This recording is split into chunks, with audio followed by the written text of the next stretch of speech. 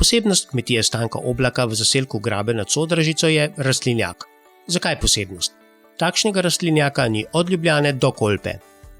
Naš rastlinjak je velik 320 kvadratov, postavili smo ga leta 2014, investicija je bila približno 15 000 evrov. V njemu gojimo solato, letno jo pridelamo približno 1500 do 2000 kg, v poletnem času pa pridelujemo papriko, katero ravno tako pridelamo okrog 2 toni v enem letu. Oblakova kmetija stoji na območju Slemen na nadmorski višini 750 metrov. Lega je ugodna za zgodnjo pridelavo solate. Mraza je manj kot v dolini, čez dan pa se rastlinjak segreje, saj imajo veliko sončnih ur. Tako zgodno solato kot pri Oblakovih zato najdemo v Sloveniji le redko. Rastlinjak je avtomatiziran.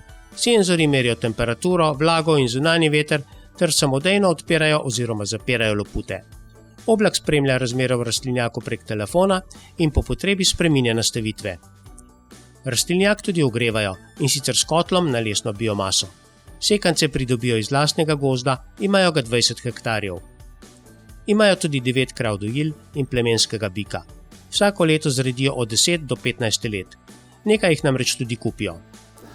Ja, na naši kmetiji redimo krave dojilje, poleti jih pasemo, za kar uporabljamo, za nadzor te paše uporabljamo tudi drona, katerega upravlja sin Rok. S tem dronom nadzorujemo krave na paši, če imajo zadost vode, če so vse znotraj ograje pašnika.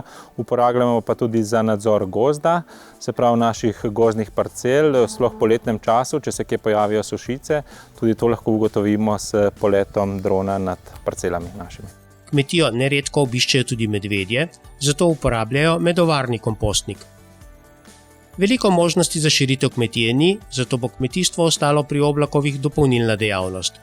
Ne nazadnje tudi zato, ker sta oba zakonca diplomirala oziroma magistrirala in imata službo.